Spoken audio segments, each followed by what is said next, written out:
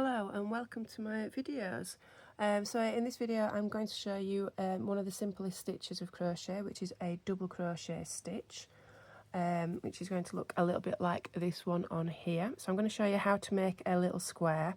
So this is my sampler square, and that's what we're going to make today. This is a video for those that are right-handed. I will start doing some videos left-handed, but please bear with me, I'm a little bit slow at my left-handed crochet. So to start with, we're going to do a slip knot. So I'm going to show you on my fingers how I do it. This is the tail of the yarn. I pop that over my first finger of my left hand.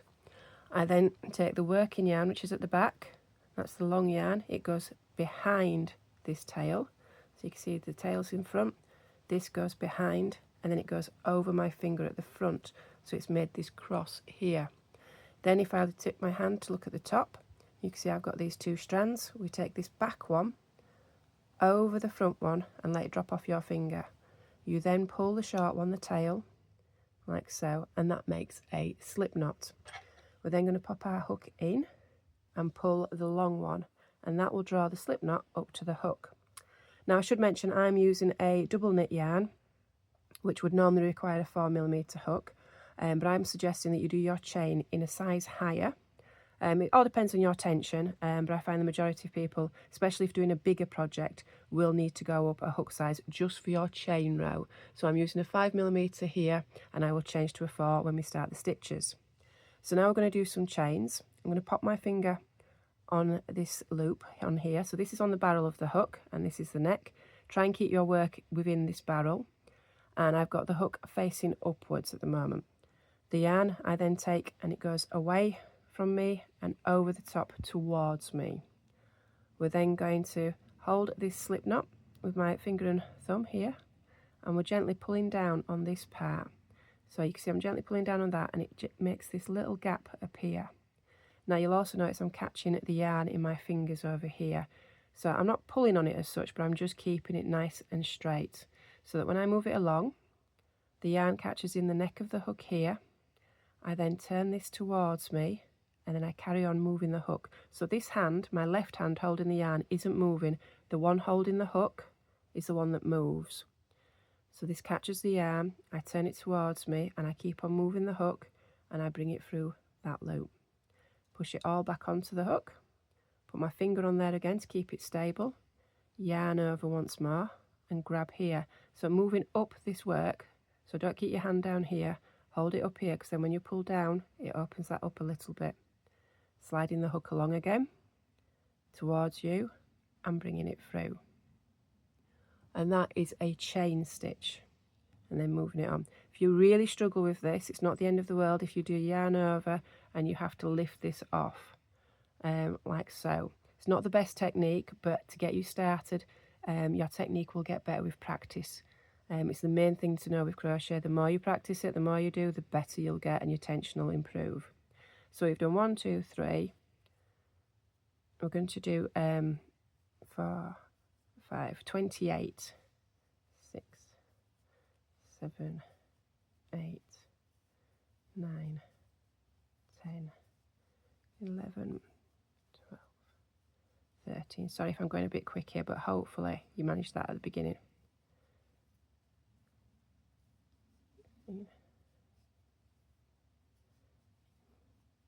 19, 20, 1, 2, 3, 4, 5, 6, 7, and 8.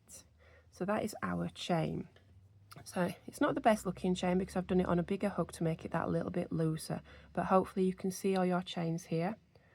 If I can get it to hold flat for a moment, and we can count our chains here. So you can see all of these. The one that's the loop on your hook does not count as a chain. You start with the one at the base of your hook here, and you always count from this one down. So that's the first one. 2, 3, 4, 5, 6, 7, 8, 9, 10, 11, 12, 13, 14, 15, 16, 17, 18, 19, 20. 1, 2, 3, 4, 5, 6, 7, 8, 9. I think I've done one too many. Just double check.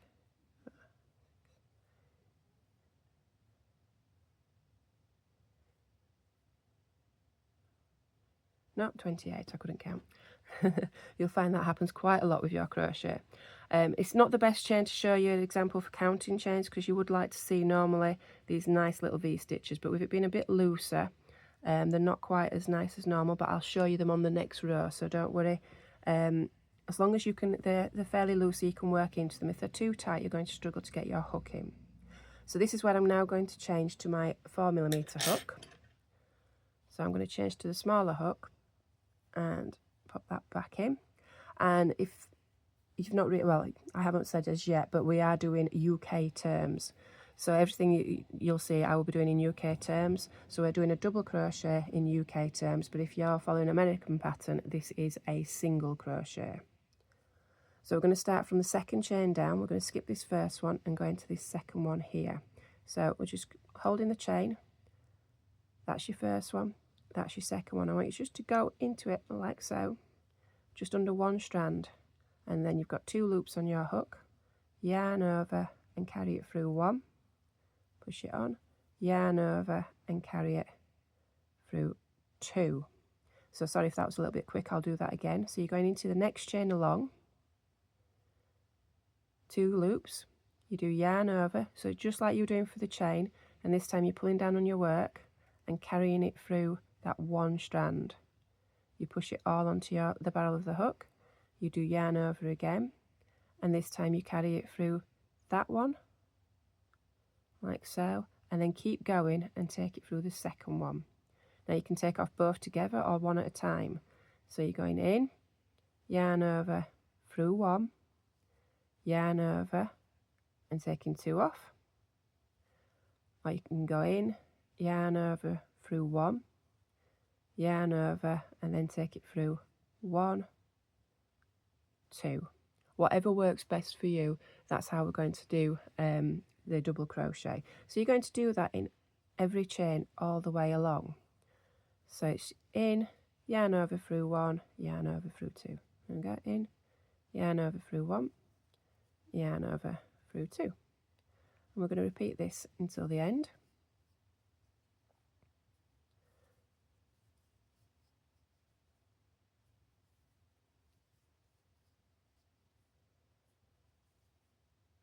I'm just getting under that one. Oops, I've just caught my yarn. Don't worry if you do catch your yarn, just take it out and go again.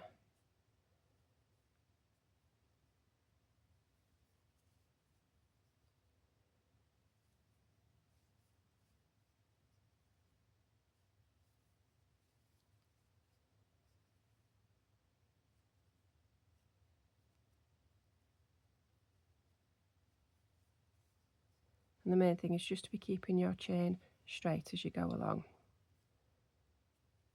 So you're always going in the top strand all the way to the end.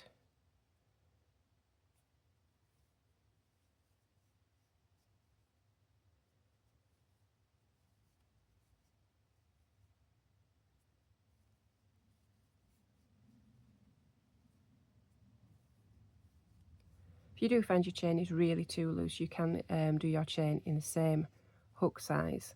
I just find, especially for bigger projects, for this we're just doing a square today, but for bigger projects you always want to do your chain that little bit bigger, because there's no give in your chain at the end and it can pull your work quite tight, causing it all to pucker slightly, and it won't lay flat, and that's not really what you want, especially not at the end of a big project.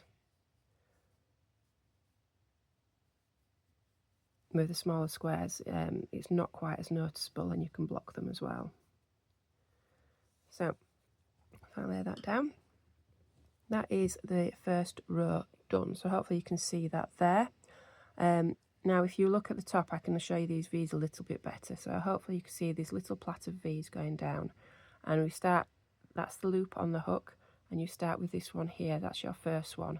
2, 3, 4, 5, 6, 7, 8, 9, 10, 11, 12, 13, 14, 15, 16, 17, 18, 19, 20, 1, 2, 3, 4, 5, 6, and then that little bit on the end there is our 7th one. So we started with a chain of 28, but because we started then in the second chain from the hook, that means we lost the first chain, and that's what's called a turning chain. and that's what we're going to do now at the end.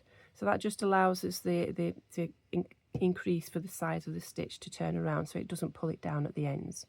So that's a yarn over and carry it through 1. And then I want you to turn your work. So you've got to the end of here. So now we need to turn it. So you just turn it so the back is facing you, and then we carry on here. It looks a little bit different from the back, but don't panic. If you can see it from here, we're working in these stitches, but just to make it a little bit easier, if you tip it towards you, you can see those V's again that we were looking at. This is your chain stitch, and we skip your chain and we go into the first V. And for this, I want you to go under both strands of that V, like so. So from the back, you can maybe see these little gaps here. And you go into the gap and through, and then you should have this V on your hook. Some patterns may ask you to do one loop or the other, but the majority of the time you will go under both strands, and this will keep your work nice and flat. So you do yarn over, so that's the yarn going over. You carry it under that V, like so, push it all on, yarn over and through 2. So looking for the next one, which is there, the V, yarn goes over and through the V, yarn goes over and through 2. Into the next one, yarn goes through the V, yarn goes through 2. So I'd like to do that now all the way until the end.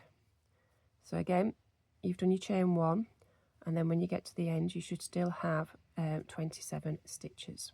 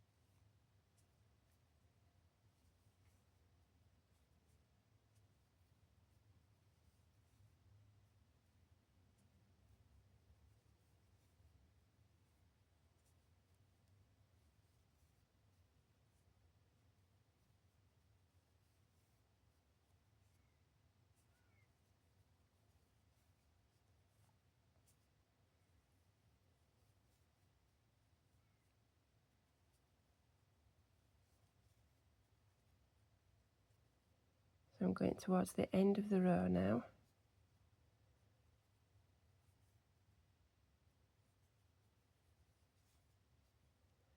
So the main bit is not to forget that last little one, especially on this first row because it's a little bit deceiving.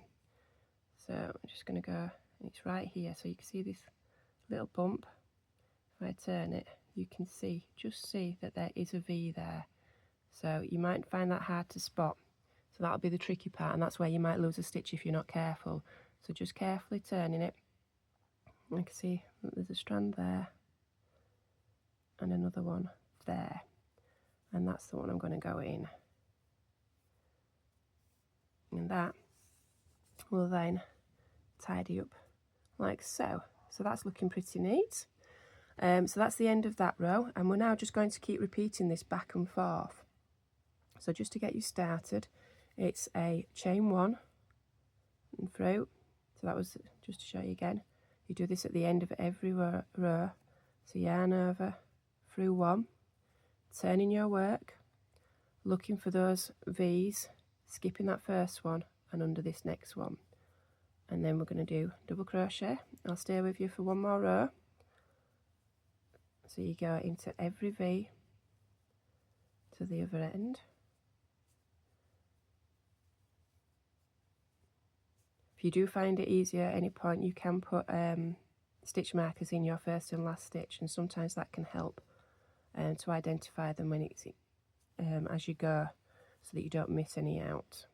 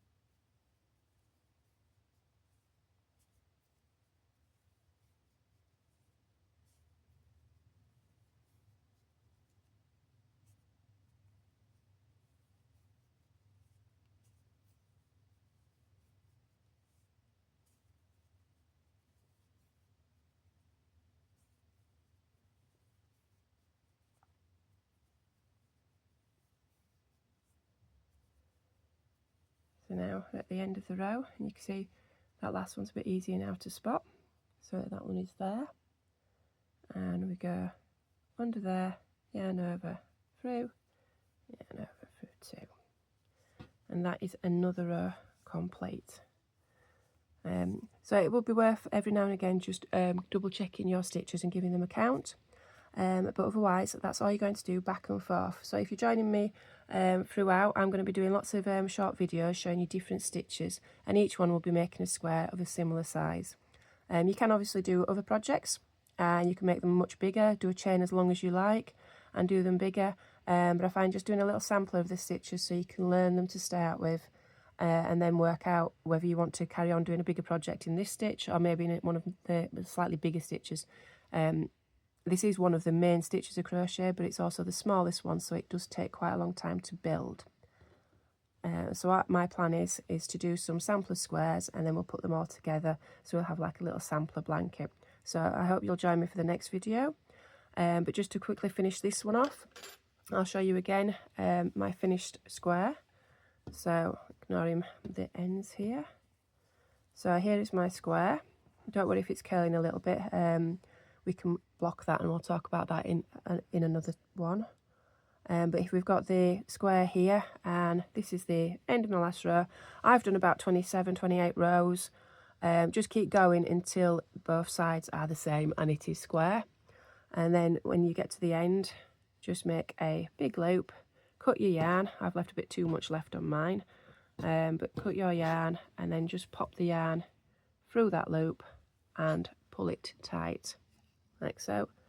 And that is your finished piece. I'll show you about putting edges on and putting them together once we've got a few more sampler squares done. So I hope that was okay. If you've got any questions, please ask, or if you need me to do it slower, again, just ask, but you should be able to alter the speed of the videos and pause where you need to. And eventually I will do left-handed ones too. So yeah, I hope to see you again on the next one.